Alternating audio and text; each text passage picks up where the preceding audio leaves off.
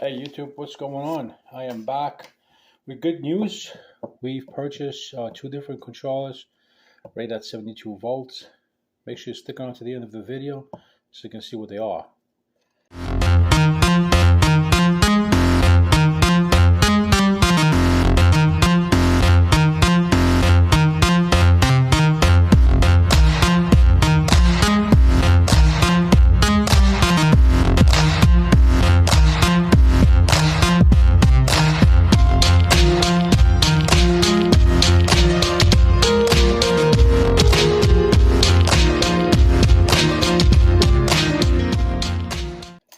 In regards to that, we bought, as you know, Far Driver a couple months ago, and we were fortunate enough, I guess, they say, we had to give it away to one of our so-called buddies that we no longer are buddies, and unfortunately gave that away.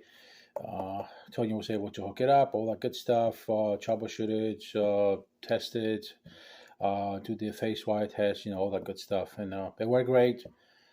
We returned the bike, and it was all done deal. Then, so I don't know if you noticed, but it was a Far Driver. Let me see if I can. So it was Far Driver like this, right? 72360, right? So the wires were actually sticking out.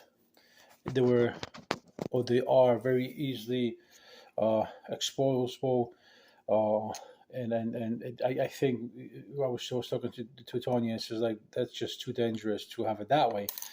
So I was able to get another one, which this one is a little bit stronger. It's a 72450, and pretty much it's like this.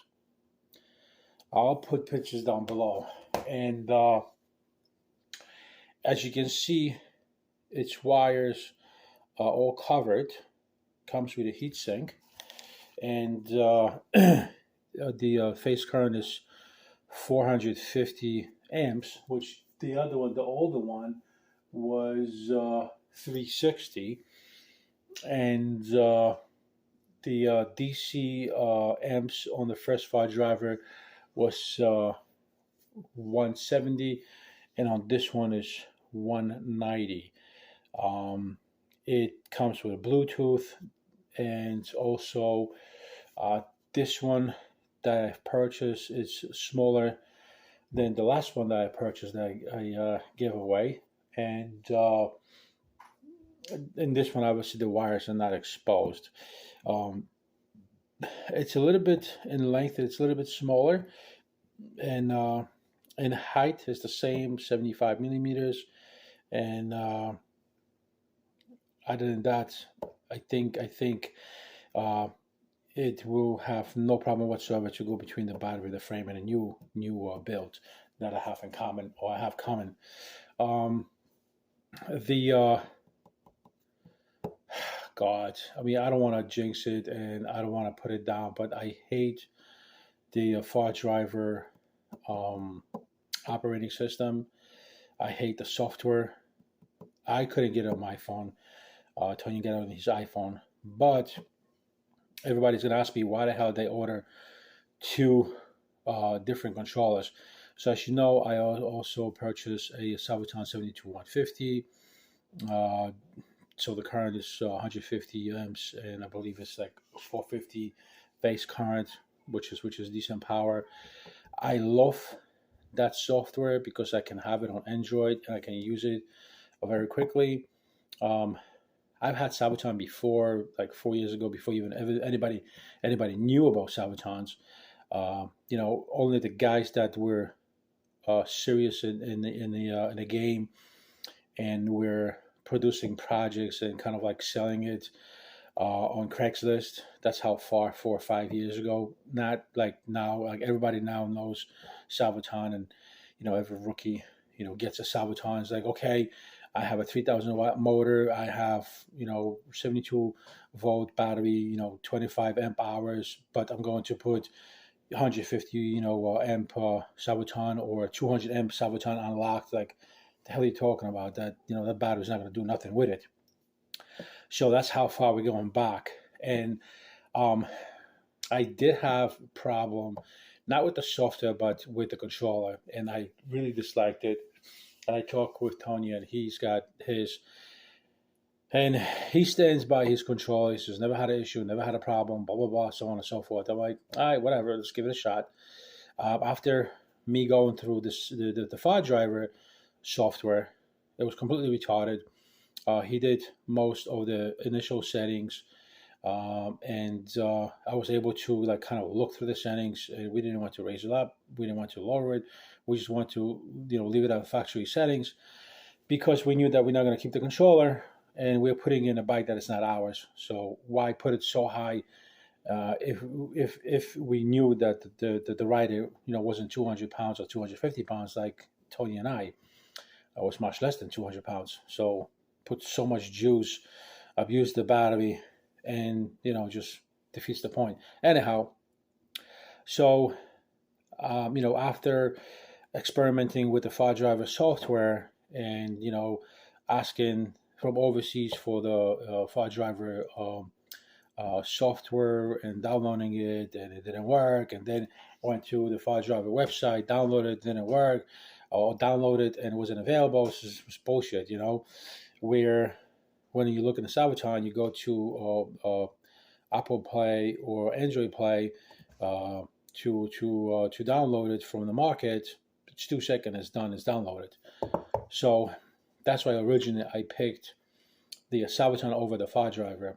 Now again, in the back of my head, if I was to, let's say, do my project, and let's say hypothetically I am in the middle of my project, and then I can't squeeze the Sabaton underneath the seat, I obviously can't put it inside the belly because of the battery size. Now I'm screwed. I don't have a controller. Yes, I could put my current Kelly controller. It does put out 120 DC current and 360 phase current, so that's decent enough.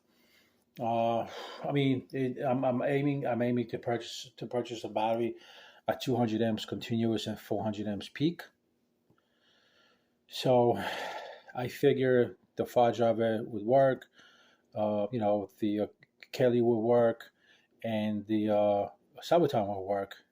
But I guess file driver will be the closest 200 amp discharge.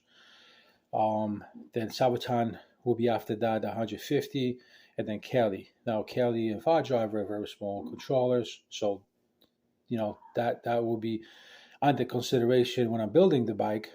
And if I don't have the space, I'm going to just make sure that I'm on a safe side, and I have the file driver and Kelly. Now Kelly is the last choice.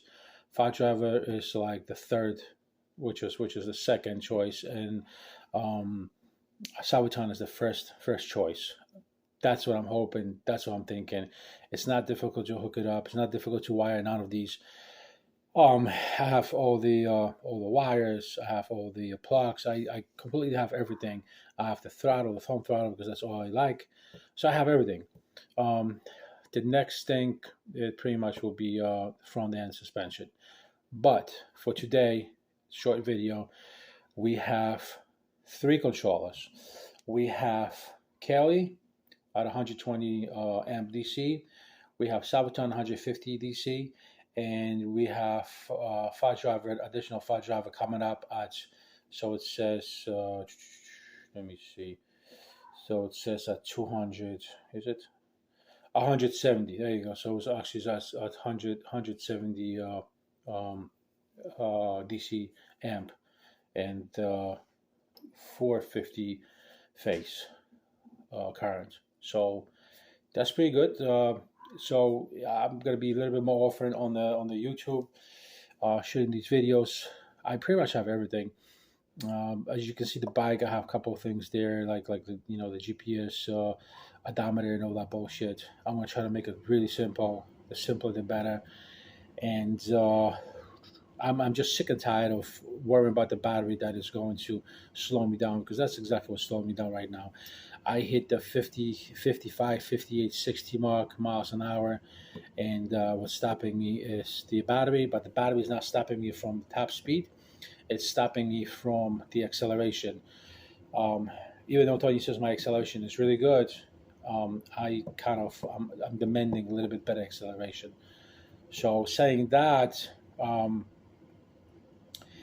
keep an eye on the channel, subscribe if you haven't, comment down below if you have any questions. We've done a couple of calls for troubleshooting, and it seems like we've helped out the people that called us for troubleshooting, contacted us or messaged us. So that's great. Everything is moving. I kind of slow down for many reasons. The summer, writing season, family, vacation, things like that. Just everyday life, work, But yes, so we have all these three controllers.